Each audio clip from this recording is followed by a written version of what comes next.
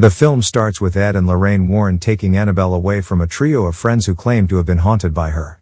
On their way back home, they are told by an officer that the road is closed off due to an accident. Before turning back, Lorraine thinks she sees a young woman standing among the wreck. The couple drive by a cemetery when the car breaks down. Ed goes to check out the hood, when Lorraine sees the ghost of the girl from the accident, telling Lorraine that she likes the doll. She then looks out by the cemetery and sees other spirits walking around. One of them pushes Ed into the street, causing him to nearly get hit by a truck. The driver comes out and says that it felt like the truck lost control. Lorraine deduces that Annabelle is responsible, as she is a beacon for spirits. They take her home and have her blessed by a priest before they lock her away. The text then states that the Warren home is known to house many sinister artifacts, but Annabelle is their most notorious and evil finding. 1 year later, after the Warrens help the parents get rid of Bathsheba, their daughter Judy feels isolated at school due to a recent article that questions the authenticity of her parents' work. Kids at school decline invitations to her birthday party, and she is mocked by a classmate named Anthony Rios, until Judy's babysitter Mary Ellen comes to her defense. She is staying with Judy for the weekend while Ed and Lorraine are away on another case. Meanwhile, Judy sees what looks like a ghostly priest at the school, as she inherited her mother's ability to see spirits. Mary Ellen goes to the shop with her best friend Daniela, who is also Anthony's older sister. They discuss Mary Ellen being at the Warren house, as well as the fact that her crush, Bob, aka Bob's Got Balls, is there working at the store. Mary Ellen chats with him for a bit before leaving, and Daniela lets Bob know that Mary Ellen likes him. Daniela shows up at the Warren house with the intention of checking out their haunted museum, while Mary Ellen is baking a cake for Judy. Daniela gives Judy a pair of roller skates as a gift, so she and Mary Ellen go around the block to try them out. Daniela finds the keys to the museum, which is in the basement, and she enters. She starts checking out and touching the artifacts, but she takes one called the mourner's bracelet. She calls out asking for a sign of a presence there with her, but specifically that of her father. As she starts to go back upstairs, she hears a thump. Annabelle has tipped over in her case. Daniela ignores the sign that says to not open the case under any circumstances, and she opens it to put Annabelle back up. She then hears the smoke alarm since she left the cake going in the oven for too long, which is found by Judy and Mary Ellen after Judy comes home due to scraping her knee. After she's gone, Annabelle falls out of her case. Daniela talks to her, and Judy learns that Anthony is her brother, but Daniela understands that he can be a jerk due to the experience they had over the past year. Moments later, Daniela thinks she sees her dad's spirit in the house, but when she goes to look, she can't find him. Judy then goes around her house, when she sees Annabelle sitting in a rocking chair for a brief moment. She enters the room, and the doll is gone. Then, a figure appearing as a ghostly bride starts to walk around. The spirit stalks Judy until it moves toward her with a dagger. She grabs a cross and screams, alerting the girls to come to her aid.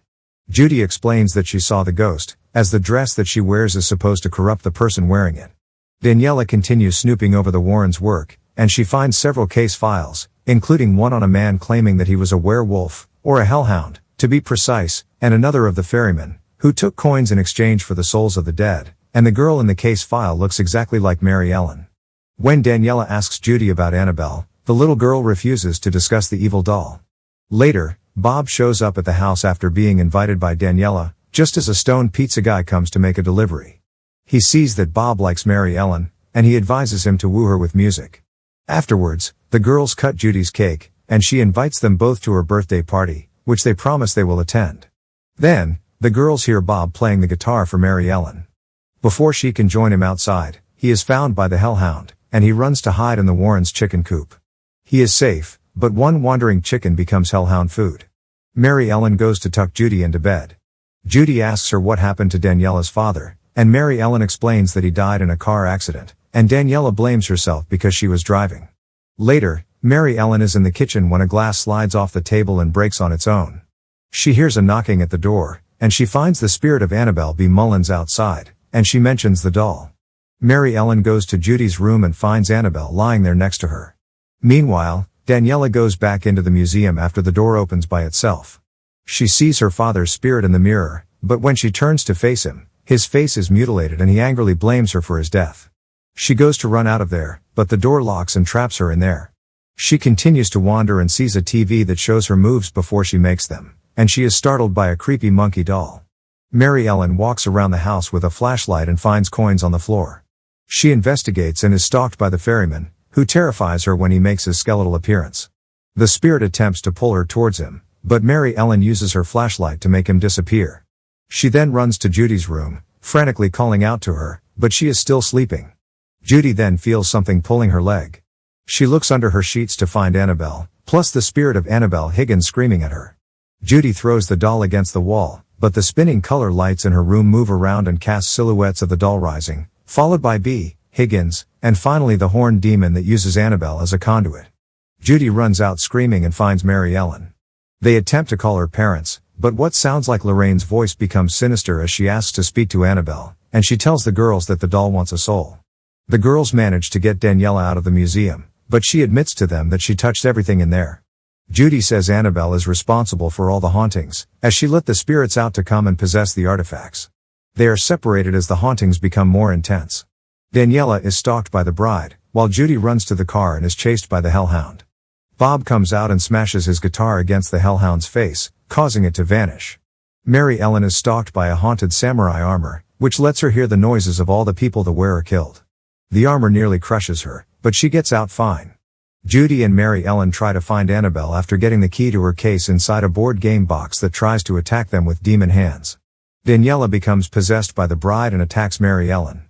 Judy saves them by playing an exorcism video with Ed and Lorraine, which pulls the bride out of Daniela. Judy is then led by the spirit of the priest to find Annabelle. The girls rush to the basement to put her away, but Judy is attacked by the horned demon. He attempts to take her soul, but Judy repels him with a cross. The girls then finally lock Annabelle in the case, and everything goes back to normal. Bob also comes out, and Judy says he saved her.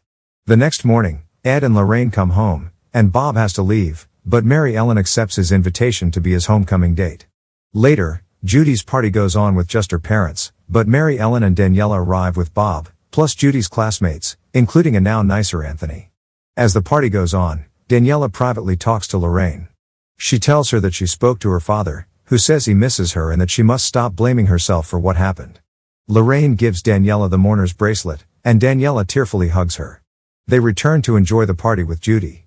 The film closes on a picture of the Warrens, which transitions into a photo of the real Warren family, and is followed by a dedication to Lorraine Warren.